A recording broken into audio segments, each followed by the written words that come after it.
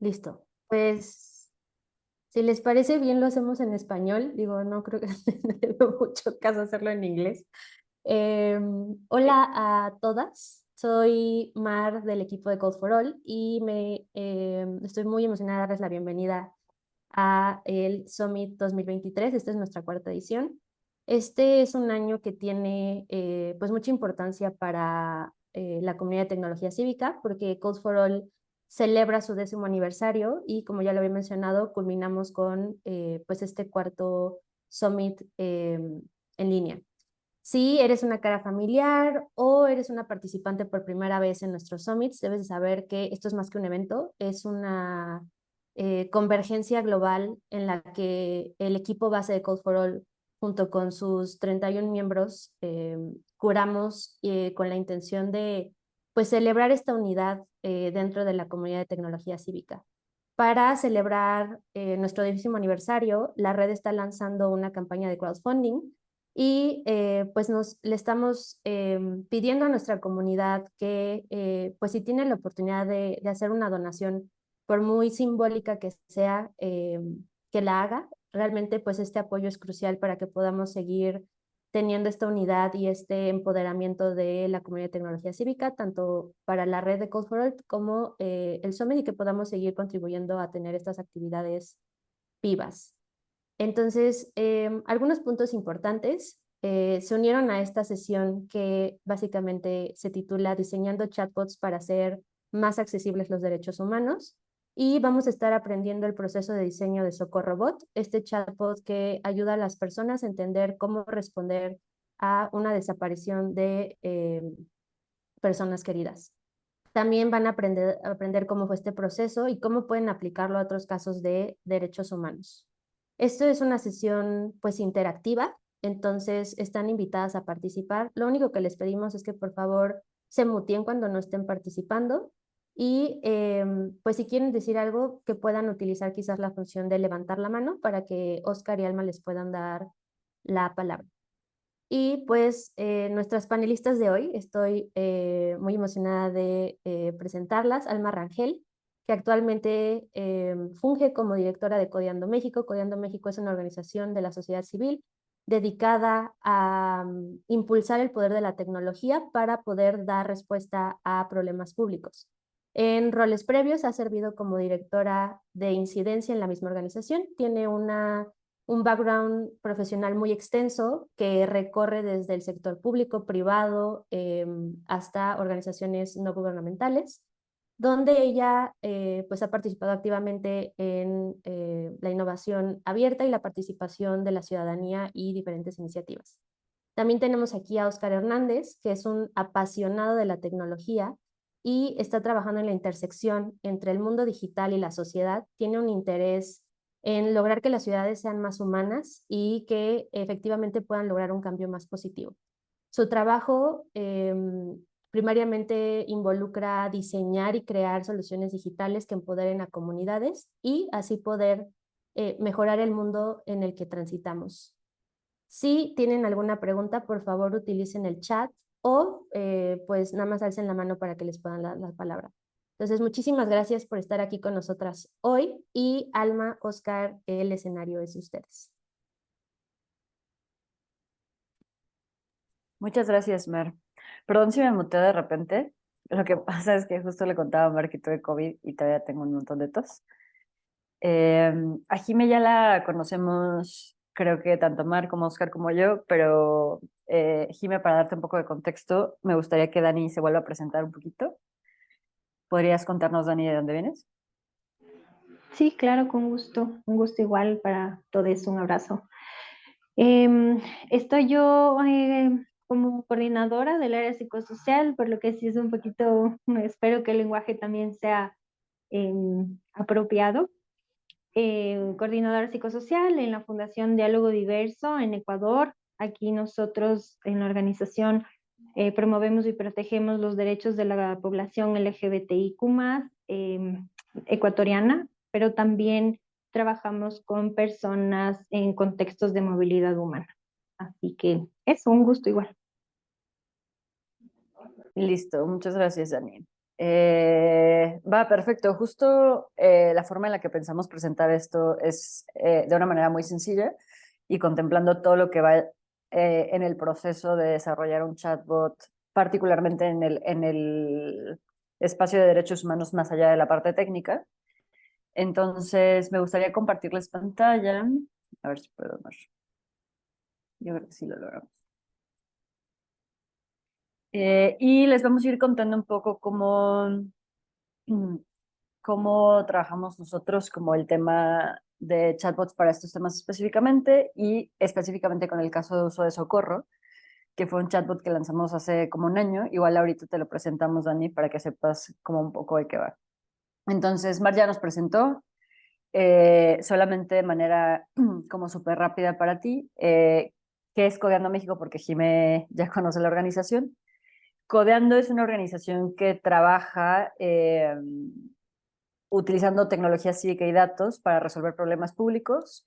¿Esto qué quiere decir? Que colaboramos con personas de otros perfiles, activistas, gente que trabaja en el servicio público, periodistas, gente que trabaja en otras ONGs para construir soluciones técnicas que realmente sí se enfoquen en un problema público y que sobre todo puedan ser sustentables en el tiempo. Una característica muy particular de nuestra organización es que estamos basados en comunidad. Eso significa que además de la gente que trabaja en el equipo, hay gente alrededor de la organización que es voluntaria y tiene habilidades técnicas. Y eso también significa que todos los problemas y todos los proyectos que hacemos los hacemos de manera conjunta y colaborativa. Es decir, no hay ningún proyecto que salga solo a nombre de Codeando México. Siempre tenemos que tener como alguna organización o colectivo o persona aliada que conozca muy bien la temática que estamos trabajando. Justo porque pues nuestro rol es ayudar a enfocar las soluciones desde el lado técnico, ¿no? Pero pues cada problema, la verdad, cada problema, en particular cada problema público, es un mundo. Entonces, justo hablando de esto y hablando de chatbots, la verdad, quisimos empezar por algo muy, muy, muy básico, que es definir el problema. Todas las slides están en inglés, pero bueno, aprovechando que todos hablamos español, las vamos a decir en español.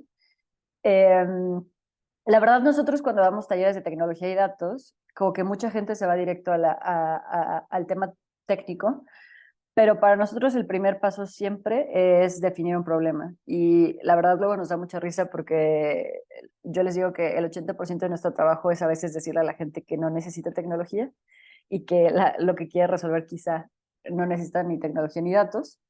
Entonces, dentro de nuestro contexto existe un concepto que se llama wicked problems, que en español lo reduciría como problemas sin solución, que es cuando pensamos en problemáticas como muy grandes, y esto lo sabrás tú desde tu campo, y lo sabe Jime también, que ha trabajado como un montón de cosas.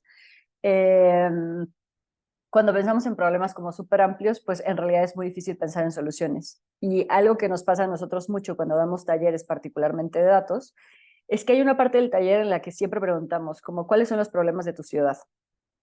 Y sin importar a quién le estemos dando el taller, o sea, no importa si son funcionarios públicos, si son estudiantes, no importa si le hemos dado en Europa o le hemos dado en América Latina, como que las respuestas siempre son las mismas. Medio ambiente, corrupción, movilidad, tráfico en mi ciudad, agua, aire, pero siempre son problemas como súper amplios, que no son tan fáciles de trabajar. Y para empezar a presentarte Socorro, justo me gustaría contarte un problema que seguramente conoces, que sé que Mar y Jime pues lo conocen muy bien, que es el problema de la desaparición en México. Entonces, cuando vamos a talleres en México, pues mucha gente dice uno de los problemas grandes del país es desaparición, la desaparición forzada. Hoy en México tenemos más de 110,000 personas desaparecidas. Esto es un problema muy complejo porque no es solo la desaparición en sí misma, sino que este problema grande se relaciona en realidad a otros problemas que tenemos en el país. Entre ellos, los altos niveles de impunidad, la falta de confianza que hay hacia las instituciones públicas, hacia los ministerios públicos, hacia la policía en sí misma, la cantidad de crimen organizado que existe en el país, la cantidad de tráfico de drogas y de personas que existe en el país, la violencia de género que existe en el país, que es un problema que se sale de toda lógica, eh, y afecta literalmente a las mujeres en todos los estratos sociales y en todos los contextos. Eh, y, o sea, aunado a que la desaparición en México también está fuertemente ligada a la participación del Estado, ¿no? No solo es que esté el crimen organizado y existen como ciertos factores, está también como el hecho de que muchas desapariciones tienen algunos componentes estatales y pues la persona a la que deberías acudir o las instituciones a las que deberías acudir cuando una persona desaparece es el Estado en sí mismo, ¿no? Entonces está como en este vacío. Eh, entonces, claro, si nosotros dijéramos queremos hacer un chatbot para la desaparición, pues ese es un problema, o un proyecto para la desaparición en realidad es como una cosa súper amplia. Entonces, específicamente nosotros, ¿qué queríamos resolver? Queríamos resolver una cosa muy, muy, muy puntual. Llevamos ya un tiempo trabajando el tema de desaparición porque trabajamos con algunos colectivos en Puebla en cómo implementar tecnología dentro de su operación y cómo facilitar su trabajo a través de la tecnología. Y había un problema que veíamos constantemente, que era que los primeros días cuando una persona desaparece son vitales, pero en México este es un problema tan sistemático que literalmente desaparecen alrededor de 16 personas al día.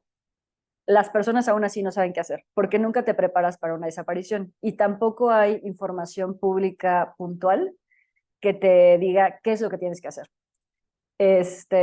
Además de eso, hay un tema en particular en México que es como somos una república federal, entonces, de acuerdo al estado en donde la persona desapareció, como que en realidad el caminito que deberías tomar es distinto.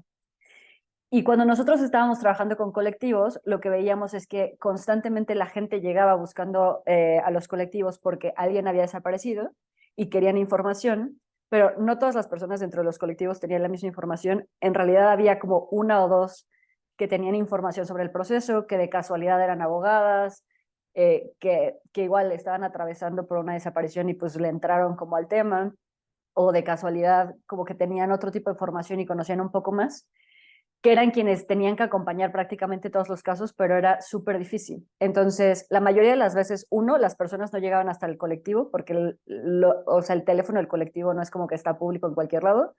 Dos, cuando sí llegaban, no es que el colectivo tuviera tiempo literalmente de atender a las personas. Eh, y tres, había una gran, o sea, había una gran desinformación, ¿no? Incluso la información que tiene el colectivo es una información que ha construido de manera pues empírica y viendo qué le funciona, pero que no necesariamente está homologada con lo que se supone que son los protocolos, que no funcionan tampoco pues de manera correcta, ¿no? Y se ha generado mucha información y los colectivos y las organizaciones y las instituciones de derechos humanos hacen una labor excepcional y han generado una gran cantidad de información, pero generan grandes cantidades de información en cosas como un PDF, que cuando una persona acaba de desaparecer, pues es muy difícil que tú consultes un PDF o que tengas cabeza para leerte 200 hojas o que tengas cabeza para leerte las 300 hojas del protocolo homologado y que en ese proceso no pierdas tiempo. Entonces, había también un problema adicional que es, incluso cuando las personas sí sabían que tenían que ir a X o Y institución, como no estaban muy seguros de sus derechos, tú podías llegar a una institución y que la persona en la institución te dijera como, no, pues aquí no es, váyase a otra. O tienen que pasar 48 horas o lo que sea, ¿no? Entonces, dentro de ese proceso, la gente pierde información vital, además pasa por procesos súper duros de revictimización, y se pierde, o sea, y eso afecta la posibilidad de que encuentres a una persona desaparecida, ¿no? Entonces, lo que nosotros queríamos resolver era en realidad poder darle claridad a alguien en un proceso de emergencia de manera muy puntual, qué es lo que tiene que hacer, ¿no? ¿Qué es lo que tiene que hacer en ese momento? Darte la información lo más rápido posible, dártela lo más, estoy pensando en inglés porque no preparamos esto en inglés, pero accurate posible, que sería como, pues sí, o sea, como lo más sencillo, lo más claro, lo más directo. y que supieras qué tienes que hacer. No es tu decisión si quieres ir o no quieres ir a denunciar, si quieres reportar, lo que sea que quieras hacer está bien, pero con información en la mano y sabiendo cuáles son tus derechos. Entonces, primer paso para nosotros siempre, definir el problema, ¿no? En nuestro caso, el problema específico que estábamos trabajando era este. Segundo paso, entender bien para quién es la solución que estamos queriendo hacer, y eso también es algo que creo que intentamos trabajar mucho desde tecnología cívica, que es ningún proyecto de tecnología va a funcionar para todos y todas, y eso es algo que tenemos que tener clarísimo. Entonces tenemos que ser muy intencionales y tener claridad de para quién es lo que estamos construyendo. Y dentro de ese proceso, porque estamos trabajando con tecnología, hay algunas preguntas que nos deberíamos hacer, ¿no? Todas las personas resuelven de la manera que pueden lo que sea que nosotros estemos intentando resolver. Entonces, por ejemplo, nosotros podríamos decir, las personas aquí resuelven buscando colectivos, como marcándole a alguien que creen que sepa, marcándole a un abogado, marcándole a un periodista, etc., ¿no? Cómo se comunican en general o cómo usan tecnología, estos patrones son muy importantes porque porque queremos entender cuál es la mejor forma de que ellos lleguen a la herramienta y a la información, ¿no? Saber si ya tienen canales o redes que ya utilicen, y por redes me refiero a redes humanas, y cómo podemos alcanzarlos, ¿no? Entonces, por hacer el símil, en nuestro caso, nosotros queríamos enfocarnos en personas que están enfrentando una desaparición o sea, es la primera vez que enfrentan una desaparición y no saben qué hacer. Y dentro de ese proceso analizamos mucho cómo estaban buscando información, cómo estaban buscando otras personas, para empezar a orientar qué es lo que queríamos hacer. Y lo tercero, cuando recién empezamos un proyecto, es la parte del trabajo en equipo. Nosotros tomamos este proyecto porque ya teníamos un tiempo trabajando con colectivos, pero además nos aliamos con 2 organizaciones más, que eran Quinto Elemento Lab y Técnicas Rudas. Quinto Elemento tiene un proyecto que se llama ¿Dónde van los desaparecidos? Y lleva desde hace mucho tiempo haciendo periodismo e investigación sobre desaparición y colaborando con colectivos. Y Técnicas Rudas es una organización que se enfoca en derechos digitales, que ya tenía mucho tiempo trabajando también con colectivos de familiares de desaparecidos. Entonces, nosotros teníamos 3 organizaciones que estaban comprometidas. Este proyecto, de hecho, lo empezamos de manera voluntaria, o sea, no había un fondeo, no había nada, como que simplemente dijimos, este es un problema puntual que estamos viendo, es un problema puntual que queremos resolver, porque incluso a nosotros como personas o como organizaciones a veces nos marcaban y nos decían como, oye, es que acaba de pasar esto, acaba de desaparecer mi sobrina, acaba de desaparecer alguien y no sé qué hacer. Y por último, había una persona que había colaborado con algunas de las organizaciones que también se sumó de manera independiente, que se llama Yosune Chemizo y que es diseñadora de información. Entonces, para nosotros tener como esta claridad y tener como esta alianza era muy importante en el proceso, porque también no es un tema solo de construir, sino de cómo se utiliza y cómo lo difundes, y de hacerlo de manera correcta, particularmente cuando estamos tratando con un problema como tan sensible, ¿no? Eh, ¿Hasta aquí hay alguna duda? ¿Algún comentario? ¿Algo?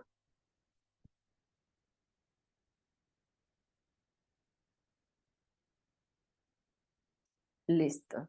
Ahora sí nos vamos como a la parte quizá un poquito más técnica, y aquí le doy la palabra a Oscar. Hola, ¿cómo están? Eh, bueno, pues como comentaba Alma, ya que sabes el problema en el que estás trabajando, lo tienes bastante acotado y sabes para quién estás intentando resolver, crear una solución para resolver ese problema. Ahora, quizás la siguiente pregunta que te deberías hacer es, ok, el aspecto tecnológico es cómo desarrollo esa solución, ¿no? Y en el caso de este taller estamos hablando de soluciones que son chatbots, ¿no? Pero pues siempre te tienes que preguntar, ok, esta solución, ya sé que quiero hacer un chatbot y realmente es la solución adecuada, entonces te tienes que hacer ciertas preguntas.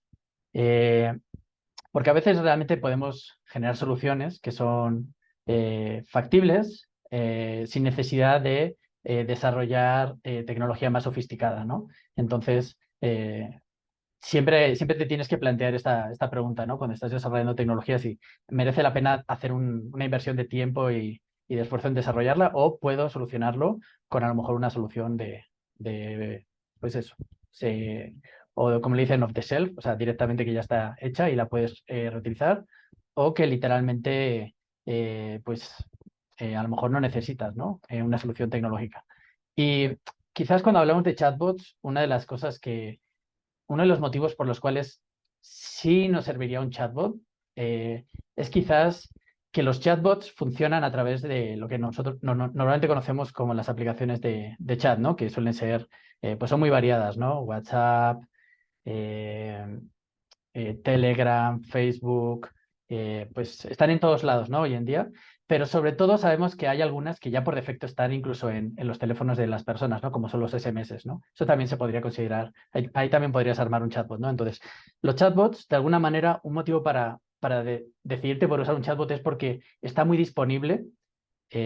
Alguien simplemente tiene que abrir su teléfono y puede escribirle, ¿no? Y es muy inmediato, ¿no? Entonces, eso quizás es un factor que si es, por ejemplo, un tema que es una emergencia, que es algo que necesita de una atención inmediata, un chatbot puede ser una buena solución, ¿no? De que tu solución tecnológica sea un chatbot, ¿no? Y aparte, pues hoy en día todo el mundo la mayoría de la gente estamos familiarizados con cómo es un chat, ¿no? O sea, todos los días interactuamos con nuestros familiares, nuestros amigos. Bueno, si te va mal, pues a veces incluso con alguna empresa así para pedirle que te resuelva algún problema. Y hoy en día casi todo lo hacemos, o sea, todos los días interactuamos con mensajes, ¿no?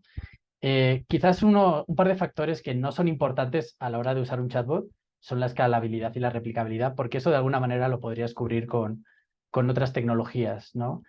Aunque sí puedes escalar y sí puedes replicar un proyecto de chatbot, en verdad no es el motivo decisivo para elegir un chatbot, ¿no? Porque al final del día, si tú eliges tecnologías, por ejemplo, web, en vez de un chatbot, también podrías escalarlo, también podrías replicarlo, ¿no? Entonces, sobre todo la disponibilidad de las herramientas las aplicaciones de mensajería y la inmediatez, ¿no? O sea, si hablamos un poco en el contexto de México, en México WhatsApp es probablemente la plataforma más utilizada, ¿no? Pero tú también tienes que evaluar, por ejemplo, si en tu contexto lo específico, no sé, en la India, por ejemplo, cuál sería quizás el canal, ¿no? Que deberías elegir para llegar a tus usuarios. A lo mejor no es WhatsApp, a lo mejor no es Telegram, a lo mejor es Facebook Messenger, ¿no? Lo bueno que tiene un chatbot es que lo puedes diseñar, si lo diseñas lo suficientemente flexible, puede funcionar en varios canales al mismo tiempo, ¿no? Por lo cual aparte puedes como tener acceso a multicanal, ¿no? Dependiendo de lo que quieras hacer con tu chatbot, ¿no? Y bueno, pues ya que decidiste que quieres hacer un chatbot y que literalmente sí vas a llegar a tus usuarios a través de un chatbot, ¿no? Eh, También tienes que empezar a plantearte un poco, bueno, pues, ¿cuáles son las tecnologías con las que puedo hacerlo? Porque existe todo el espectro, ¿no? Desde cosas que no necesariamente necesitas un programador hasta cosas ya mucho más avanzadas, ¿no? Entonces, tienes que empezar a plantearte, pues, quién lo va a desarrollar, eh, el canal en que va a vivir y, bueno, pues, un poco si lo quieres hacer, ¿qué tanta sofisticación necesitas dentro de tu chatbot, ¿no? Porque, pues eso, te puedes ir. Hoy en día estamos ya familiarizados con ChatGPT, pero pues quizás ChatGPT es demasiado para quizás lo que en muchos proyectos hace falta, ¿no? Por ejemplo. Y, y bueno, otra pregunta que quizás nos deberíamos hacer cuando usamos los chatbots es, ¿todo el mundo lo puede usar?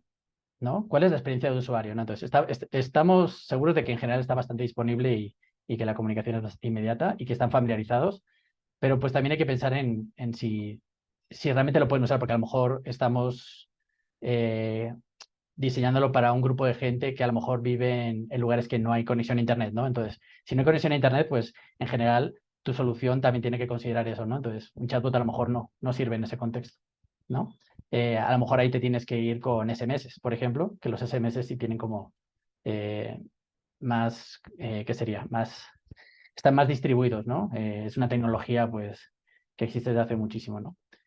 Y bueno, unas dos pequeñas consideraciones que deberías tener, ya que sabes que sí puedes hacerlo, que sí debes hacerlo y qué es lo que necesitas. Una cosa que sí debes de ser muy transparente con las usuarias es, bueno, tú tienes que conocer las limitaciones que tienen los chatbots, que son bastantes, y ser muy transparente con ellos de lo que el chatbot les puede ofrecer y lo que no les puede ofrecer, ¿no? No solo desde un punto de vista del diseño, sino también de literalmente, pues qué información les vamos a dar, qué cosas no les vamos a dar, es muy importante. Y pues nada, como muchas veces en algunas de las soluciones tecnológicas que se diseñan hay interacción con los usuarios y se recopilan datos personales o, o datos en general, también tienes que ser muy transparente eh, de alguna manera en qué vas a hacer con esos datos en el chatbot y cómo los vas a procesar y cómo los vas a guardar y todo eso, ¿no? Entonces, eso sería como unas primeras consideraciones iniciales antes de, pues eso, de lanzarte a literalmente a desarrollarlo, ¿no? Eh, Siguiente, yo creo, ¿no? Ujú. De acá, básicamente, una de las primeras cosas que haces ya que terminaste, que si quieres construir un chatbot, ahí el proceso por el que nosotros pasamos en realidad en la toma de decisión y Victoria, no sé de dónde eres porque llegaste un poquito después, igual si nos cuentas ahorita estaría buenísimo, igual Dani. La razón por la cual nosotros elegimos que el chatbot que nosotros construimos viviera en WhatsApp es porque en México una gran cantidad de las personas que acceden a Internet lo hacen a través del celular y es muy importante que la mayoría de los planes y la mayoría de las compañías en realidad proporcionan WhatsApp de manera gratuita. Para bien o para mal, eso permite que el acceso de las personas sea mucho mayor a través de esta herramienta, ¿no? Entonces sí hubo como un tema muy pensado, hubo también un tema de muchas entrevistas, particularmente con familiares de colectivos para entender su uso de tecnología y realmente WhatsApp era el canal, por mucho que desde algunos lugares de seguridad digital nos gustaría que fuera otro, pues en realidad ese es el canal en el que se comunican y pues eso no va a cambiar.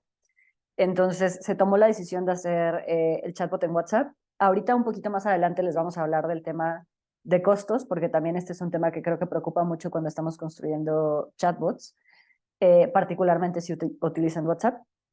Pero bueno, una vez que ya habíamos definido que esta era la solución que necesitábamos por la facilidad que nos daba para guiar a una persona a través de ciertas preguntas y poderles dar como información puntual y por un tema de acceso, lo primero y lo más importante en términos de construir un chatbot, honestamente no es la tecnología. O sea, se puede resolver como de diferentes maneras, pero lo más importante es tener un flujo de información y la arquitectura de información. Porque el valor real de un chatbot es qué tan pertinente es la información que tú estás proporcionando, ¿no? ¿Qué tan buena es? Entonces, nosotros seguimos en general como 4 pasos para construir un flujo de información. El primero, honestamente, es escribirlo todo y documentar. Cuando hablamos de socorro, les digo como todo, o sea, literalmente teníamos en un board documentos y documentos y documentos, como analizando el protocolo, bajando toda la información que nos habían dado colectivos, poniendo toda la información y todo lo que sabíamos acerca del proceso de desaparición y qué es lo que se tendría que hacer. Y obviamente cuando lo vaciamos todo y intentamos como que verlo en un solo lugar, nos dimos cuenta también de las brechas de información que teníamos. Entonces hubo también un periodo en este proyecto particular de investigación, de decir como de, ok, a ver, según yo tendrías que ir, o sea, según todo lo que nos dice el protocolo y lo que nos han dicho los familiares, tendrías que ir a la fiscalía en este caso específico.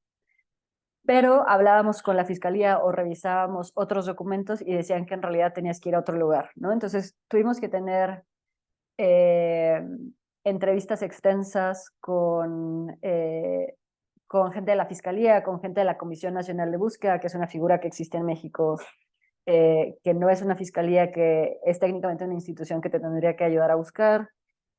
Tuvimos que tener entrevistas con colectivos, tuvimos que tener entrevistas con abogados, tuvimos que tener entrevistas con abogados y abogadas que estaban específicamente especializadas en el tema migrante, por ejemplo, porque o sea, hay un grupo de personas que desaparecen en México que en realidad son migrantes, ¿no?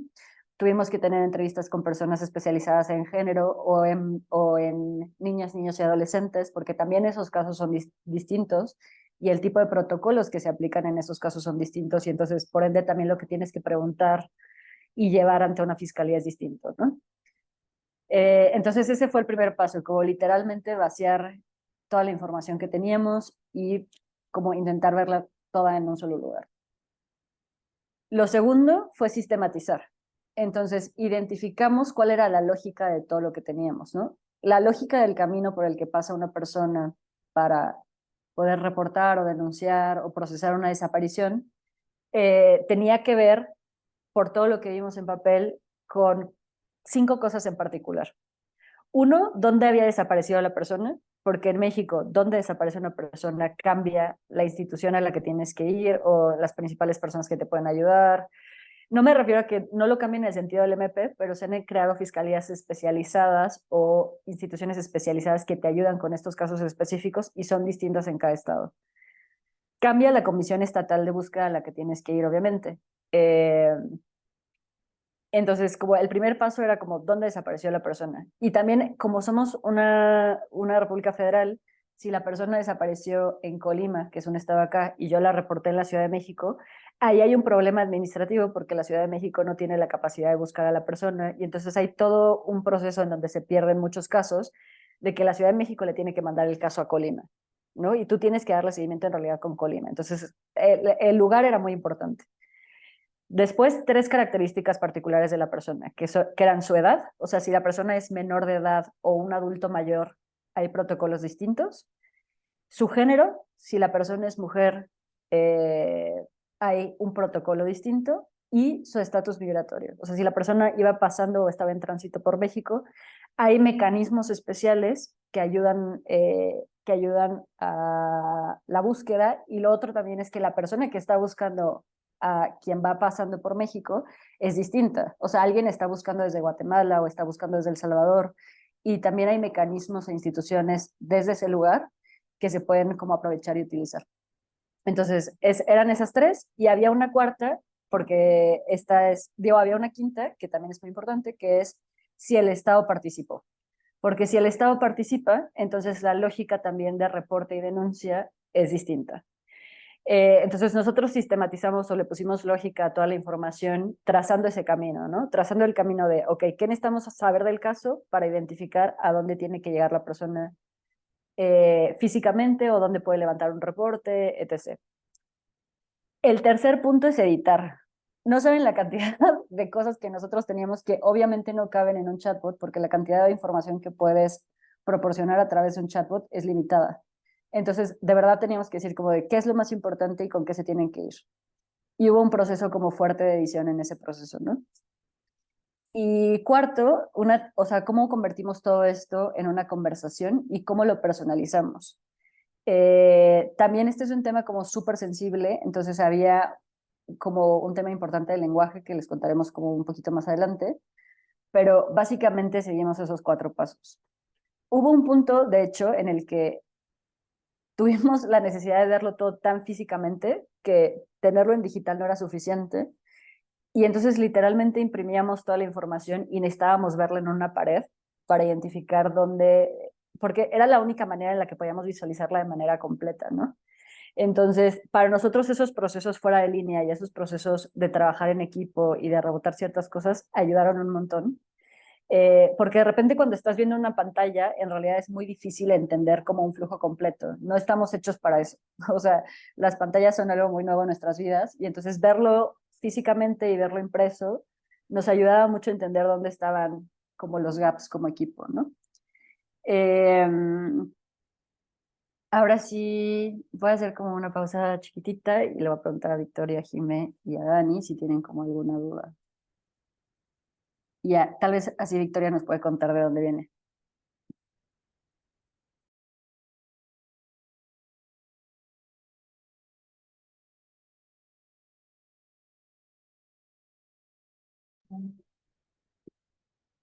Jimena levantó la mano. Sí, hola. Bueno, que sepan que también hay público, ¿eh? Ay, sí, A ver. están escuchando la banda. Yo tenía 3 preguntas, pero no sé si ahora las hago porque no sé si me voy a adelantar Tú a dale, algo que te querían. decimos si te estás adelantando. Sí. Sí.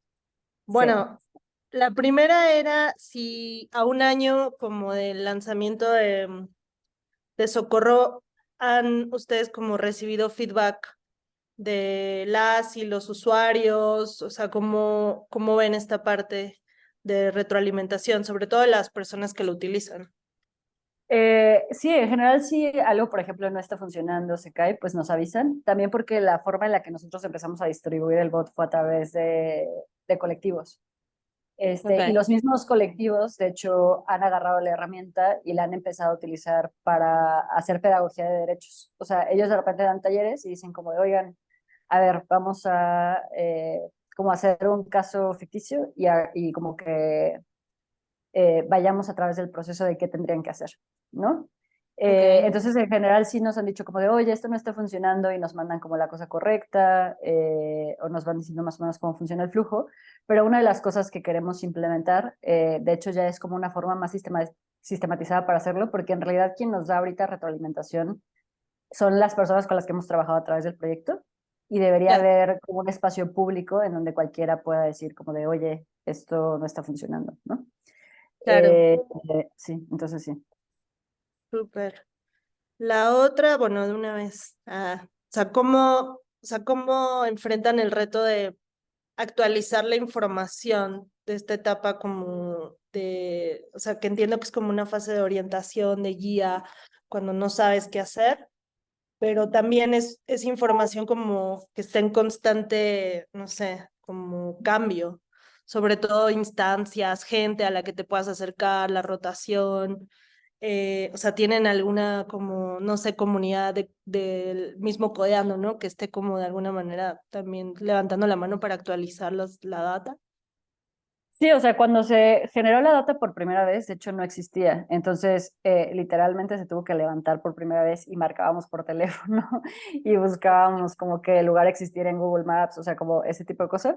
Y se hizo como Sí, se hizo como la primera actualización. Y ya. nosotros internamente también por las capacidades que tenemos como dentro del equipo y así, dijimos como debería actualizarse cada año. Honestamente nos gustaría como implementar una estrategia en donde los mismos colectivos nos puedan ayudar, o sea, ellos puedan verificar cada 6 meses que la información que hay de su estado es la correcta. Ujú, Pero también eso es algo de lo que estamos en proceso ahorita porque sabemos que pues a largo plazo nosotros no siempre vamos a poder estar llevando la actualización de la claro, información. sí. Y ya la última para no monopolizar. O sea, relacionado con esto que mencionas bueno, ustedes tienen una capacidad también limitada en cuanto a la actualización o en todo caso hasta el desarrollo de alguna otra funcionalidad o algo así.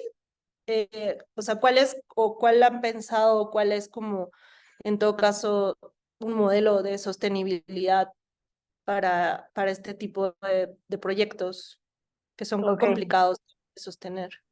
o Sobre sea, ahí todo, la integración de WhatsApp, porque no sé qué tan costosa es o tan compleja. justo queremos contarles un poco cómo lo armamos, porque la verdad, para nosotros esto fue una consideración desde el día uno que decimos que esto fuera un chatbot. O sea, como la primera consideración que nos hicimos internamente como equipo, y pues digo, equipo extendido, incluyendo también Quinto y Técnicas Rudas, etc., fue que sabíamos que necesitábamos sostener la herramienta porque no podíamos como proporcionar una herramienta tan sensible y luego decir como, ya no la podemos sostener, ¿no? Entonces dijimos como, desde el principio necesitamos diseñarlo de manera sostenible. Entonces, un poco de lo que les voy a contar ahorita, Oscar, acerca de cómo pensamos el stack de tecnología, cómo pensamos la comunicación, cómo pensamos los mensajes, tiene que ver con eso. Nosotros ahorita teníamos, o sea, ahorita a nosotros mantener este chatbot, en realidad al mes, nos salen unos $60, que es algo que la organización puede mantener. O sea, como que sabíamos que eso estaba como dentro de lo que podíamos mantener y por tanto lo construimos de esa manera. Y ahorita Oscar les va a contar como un poquito cómo se construyó, pero pues también fue esa decisión de cosas que desarrollas tú mismo con utilizar servicios, etc. Entonces, por ejemplo, lo que utilizamos en el back es algo que se llama Textit. Y entonces, en realidad, ese proyecto está mantenido y ese proyecto constantemente integra funcionalidades. Y a nosotros ese mantenimiento se nos hace como mucho, mucho más chico porque en realidad eh, se puede, o sea, se puede hacer de manera como muy sencilla, que es algo que igual ahorita les puede contar Oscar, ¿no? Pero sí, definitivamente es algo que se tiene que pensar desde el principio. Por ejemplo, nosotros, un chatbot de Telegram, si tu audiencia objetivo utilizara Telegram, te puede salir casi gratuito. En realidad, lo que nosotros pagamos al mes es el número que tiene que estar Ok. asociado a WhatsApp y un par de servicios, y nada más. Súper interesante. No, bueno, Eh, está muy, muy chido. si quieres, sí, Oscar, con justo la parte de los mensajes. Bueno, en esta parte resume un poco lo que viene hablando Alma, ¿no? De los chatbots de alguna manera están como las interacciones y la cantidad de información que las personas somos capaces de procesar y asimilar en una interfaz tan pequeña como es un teléfono, ¿no? Son limitadas, ¿no? Entonces, es súper importante la parte de ordenar tu información, priorizarla, pero y ya que la tienes toda, decidir qué se queda fuera, ¿no? Porque hay cosas que no necesariamente puedes contar en tan poco espacio, ¿no? Y hay que priorizar ahí lo comentaba Alma también, hay que elegir exactamente qué es lo que sí se les va a contar y qué es lo que no se les va a contar en el chatbot. Y también es importante lo que se les va a contar, en qué orden, ¿no? Porque también es, pues eso, en temas de situaciones de emergencias, pues lo más importante siempre tiene que ser lo primero.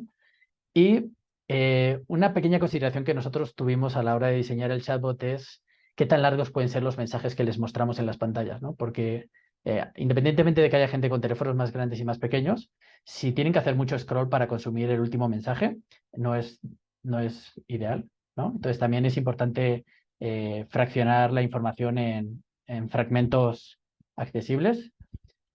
Y eso también es una consideración a la hora de los costos, ¿no? Porque normalmente los servicios de mensajería te cobran por mensaje, ¿no? Entonces tú también tienes que, cuando estás dimensionando el chatbot, pues sabes más o menos el volumen de mensajes que puede tener un recorrido entero, ¿no? Y puedes dimensionar, ok, pues una interacción promedio tiene 150 mensajes, ¿no?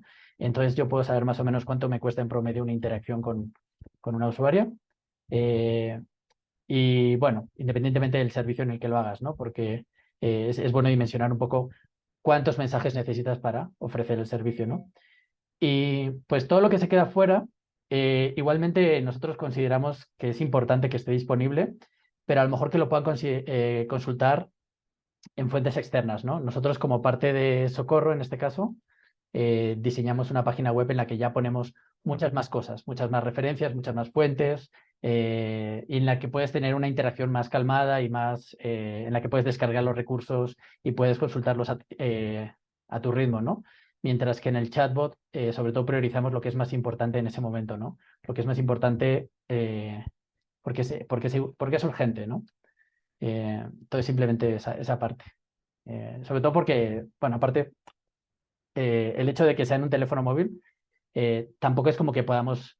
tenemos que tener en cuenta también una cosa y es importante, y es el plan de datos, ¿no? Aunque, por ejemplo, en este caso nosotros en México sabemos que WhatsApp está incluido, también lo tienes que tener considerado desde un punto de vista de, ok, esta persona tiene una buena conexión de datos y los mensajes pueden incluir muchas imágenes, sí o no. Entonces también esa parte de los pedacitos también es importante considerarla, ¿no? Desde un punto de vista técnico, ¿no?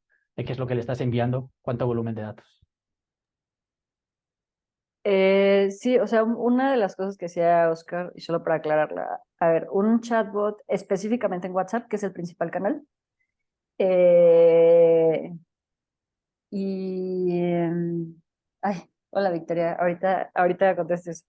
Entonces te cobran por cada mensaje que envías y por cada mensaje que recibes. Y la segunda cosa era un tema de usabilidad. Cuando tú vas mandando muchos mensajes, o sea, aunque técnicamente sea mucho más fácil leer 4 o 5 mensajes cortos que un mensaje, cuando estás hablando de un sistema automatizado, normalmente los manda todos al mismo tiempo. Entonces, lo que le pasaba a muchas personas, y esto lo vimos mucho en pruebas de usabilidad, es como les llegaban tantos que, o sea, si les llegan más de 2 o 3 y ya además no se ven en la pantalla, como que se pierden y de repente ya no regresan como algunas cosas y como que no entienden bien dónde están en el flujo porque la conversación se mueve mucho. Entonces ahí sí tomamos como una decisión de que todos los mensajes vinieran o sea, cada vez que nosotros enviábamos un mensaje tenía que ser un solo mensaje. Y ahí hicimos mucho uso de, por ejemplo, emojis o cosas visuales para ayudar a las personas a llegar a la información más importante de ese mensaje. Y la segunda cosa que contemplamos mucho, y esto era muy, muy importante para nosotros, porque una de las primeras cosas que empezaba a salir cuando hablábamos con colectivos acerca de la posibilidad de esto, es que nos decían, es muy difícil en un periodo tan complejo estar hablando con una máquina, ¿no? Entonces hubo un proceso como muy importante de elegir la personalidad del chatbot para hacerlo como muy amable, para hacerlo recordable y elegir muy bien el tono de la conversación. Y en ese sentido, y lo decía creo que al principio Dani cuando recién entró, es importante utilizar la menor cantidad de términos técnicos, intentar utilizar un lenguaje sencillo, un lenguaje directo, y en nuestro caso necesitábamos encontrar un muy buen balance entre un lenguaje directo, pero un lenguaje muy cuidado, para no estresar más a una persona, para que pudiera entender bien qué tenía que hacer, pero también se sintiera acompañado en el proceso y en todo momento redirigir hacia personas. Es decir, sabemos que hay un límite de lo que el chatbot puede contestar, entonces siempre, en caso de que tuvieras una duda, era como, aquí está el número del colectivo, aquí está el número de la fiscalía, aquí está el número de tu comisión estatal de búsqueda, aquí está el número de la representación de la FGR, ¿no? Porque sabemos que hay un límite al que podemos llegar y lo importante es que cuando ya no podemos contestar, siempre ellos y ellos tengan como una salida hacia alguien que les pueda dar más información, además del sitio web, como decía Oscar. Pero en el sitio web ya la cantidad de información que tienes es mucha, mucha más. Entonces es muy parecido a lo que les decíamos al principio de los PDFs. De hecho, dentro del sitio como que justo los redirigimos a un montón de recursos que ya existen, porque claro, si eres una persona que ya lleva más de 3 o 4 días o que ya lleva más de una semana, en realidad ya tienes como que un poco más de tiempo y un poco más de cabeza para sentarte y decir como necesito revisar toda esta información y empezar a planear, pero sobre todo los primeros 2, 3 días pues no tienes eso, ¿no? Nosotros también decidimos utilizar lenguaje inclusivo. Por inclusivo me refiero a que todo el lenguaje de la conversación era neutro. O sea, no utilizamos E ni X porque es difícil si alguien, por ejemplo, es ciego, es difícil para los lectores leer eso, pero intentamos que todo el flujo estuviera o en lenguaje neutro o en femenino. Y bueno, al final del día lo que nosotros construimos fue este personaje de Socorro, que además es un nombre como súper común en México, que tiene este doble juego de Socorro, que es la forma en la que pedimos ayuda, de Socorro como nombre de mujer, eh, y se hizo como con la inspiración de las madres buscadoras. Esto, la verdad, cuando recién presentamos el proyecto fue algo muy bonito, porque a la gente le gustaba mucho el nombre. Entonces jugaba mucho con él y decían como de, ay, a ver, como que pregúntale a la Socorro, a ver si sí sabe. Y como que cosas que ellos creían o consejos que ellos creían que no iban a venir en el flujo, como que iban haciendo el flujo y sí los encontraban, y eso les emocionaba mucho. Entonces, como que fue, o sea, como que también esa parte para que sea memorable, y como que en estos temas tan sensibles, ¿no? Claro que si es el chatbot de pues una compañía, pues no importa, pero hay temas que son muy sensibles que también esos detalles como pues son importantes, ¿no? Ya nos estamos acabando la hora, Oscar, y entonces creo que lo siguiente te lo vas a tener que aventar rapidísimo. Ok. Nada más antes, Victoria, sí, claro, o sea, puedes referenciar a este proyecto lo que quieras, al final viene como justo mi contacto y el de Oscar para cualquier cosa adicional que necesites. Ahora Sí, sí, ya. bueno, esto tiene que ver mucho con lo que venimos hablando, ¿no? De cuando nosotros... ¿me cambiaste el slide? O... perdón. Sí, te la había cambiado, perdón. Disculpa. Eh, por supuesto, el conocimiento de lo que hay que hacer y de lo que se debe hacer pues es de los expertos, ¿no? No solo gente que está en los entes oficiales, sino incluso gente que trabaja pues en los colectivos de búsqueda, etcétera, ¿no? Entonces, es importante que el tema que estemos tratando, por supuesto, lo retroalimentemos con ellos, ¿no? Desde el punto de vista de contenido y de lo que realmente se tiene que hacer, ¿no?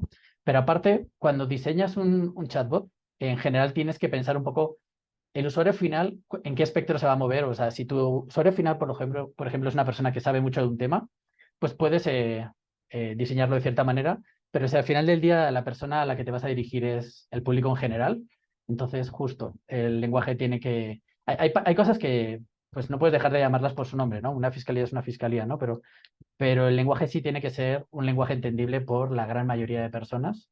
Entonces, es muy importante tener esas consideraciones a la hora de hacer el contenido.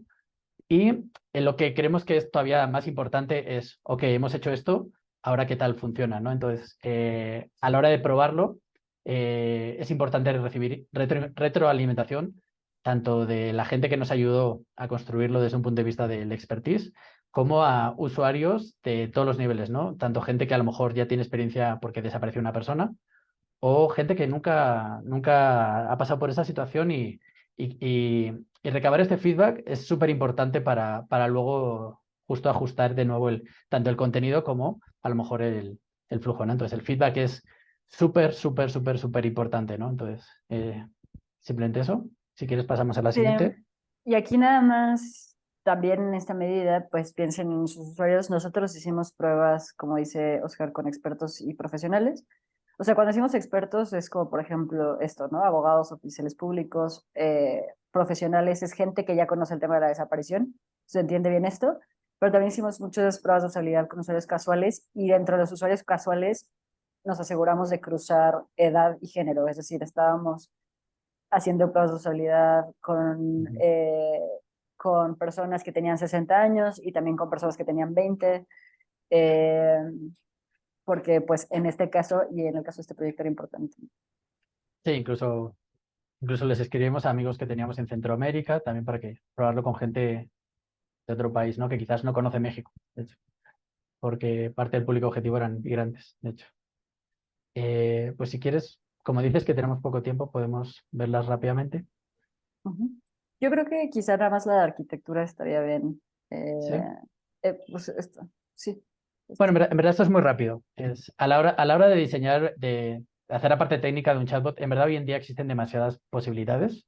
O sea, hay como, puedes hacer cosas que no necesariamente requieren programar. Hay herramientas que ya puedes combinar de distintas maneras y con una interfaz de usuario puedes desarrollar un chatbot, que de hecho es nuestra solución, está basada principalmente en esa manera. Y luego tienes todo entre medias entre eso y un chatbot que es súper inteligente y te entiende prácticamente todo lo que le dices y tiene memoria y tiene contexto, pero según va subiendo el nivel de complejidad también, pues eso, sube todo lo demás, ¿no? O sea, lo tardado que es en probarlo. Y aquí advertir un poco de, hoy en día está muy de moda hablar de ChatGPT, pero ChatGPT no es una solución que se pueda implementar sin más para temas tan sensibles como este. Otros temas sensibles sería, por ejemplo, dar consejos médicos o cosas que sí literalmente tienes que estar muy seguro de que la respuesta es válida, ¿no? Entonces, pero bueno, todo el universo de lo que se puede hacer es inmenso, pero se pueden hacer cosas prácticamente sin código, ¿no? Y si quieres pasar a la siguiente y mostramos un poco la nuestra. Como dijo Alma, nosotros decidimos usar WhatsApp porque es básicamente lo que tiene la mayoría de la gente más accesible y de manera gratuita en un gran número de casos. Pero para usarlo, nosotros tuvimos que hacerlo usando el servicio de Twilio, porque tú no puedes usar WhatsApp directamente, tienes que hacerlo a través de un proveedor. Entonces, ahí por eso aparecen en la misma cajita. Y con lo que diseñamos el chatbot es una herramienta que se llama Textit, que literalmente te permite crear cajitas con texto, con bifurcaciones, con pequeñas cosas que te permiten como de alguna manera diseñar el flujo. Y es bastante estático, pero te permite crear bastante rápido e iterar bastante rápido un chatbot. O sea, tú podrías tener un chatbot literalmente en 20 minutos, si quisieras. Si tienes un Tienes chatbot el que flujo tienes... de información. Ah, exacto. O sea, cuando digo es armar el stack de tecnología, o sea, es literalmente simplemente registrarte casi, ¿no? En Textit. Porque si lo conectas con Telegram, como decía Alma, en verdad podrías incluso hacerlo gratuito. Y es muy fácil conectarlo, ¿no? Entonces, Textit es quizás nuestro corazón de nuestro desarrollo y no es el objetivo de este taller como mostrarlo, pero pero llévense esa referencia.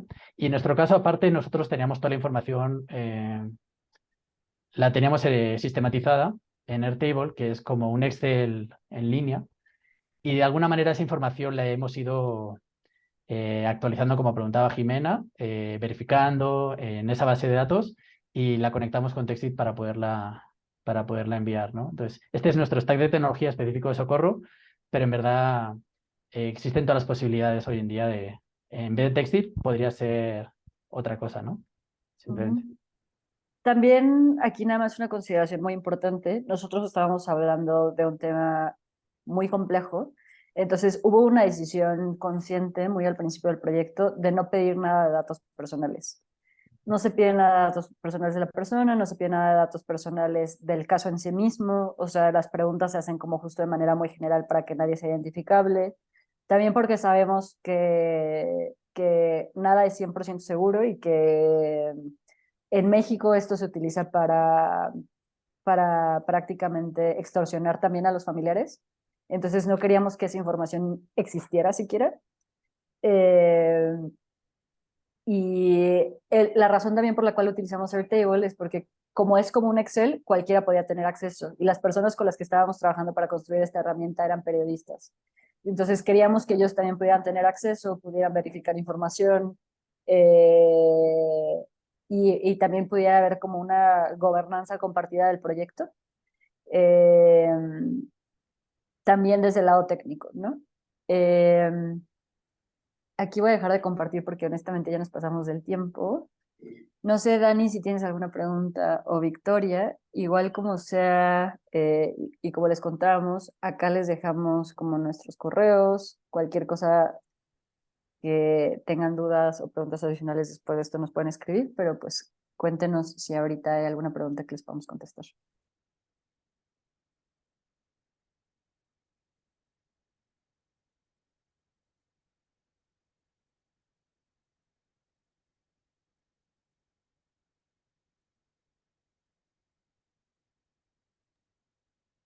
Considero importante, Alma y Oscar, que quizás puedan compartir el link al Slack de Codeando México, para que si en este momento quizás no tienen alguna duda, Victoria o Dani, pues igual por ahí pueden contactarles. Sí. Sí, Sí. listo. Muchísimas gracias a ustedes y nos quedamos pendientes de si... Padrísimo. Pues muchísimas gracias, Alma, Oscar, por haber facilitado este taller que pues tiene muchísima relevancia, sobre todo en el contexto latinoamericano. Espero que lo hayan eh, pues aprovechado muchísimo, Dani y Victoria. Por ahí mañana es nuestro último día del Summit, entonces para que puedan ir a checar la agenda, sigan viendo los temas que les interesan. Les esperamos también, les voy a compartir el enlace para que también nos puedan, ay, espérenme, se lo mandé a Oscar. El enlace para que nos puedan acompañar en el Slack de Code for All, también por si hay algo en lo que les podamos apoyar. Ahí si tienen alguna duda, de repente quieren contactar a alguien de Codeando México, también nos pueden avisar. Y nada, pues darles las gracias por haber participado en el workshop de hoy y esperamos verles en línea mañana. Muchísimas gracias. Gracias.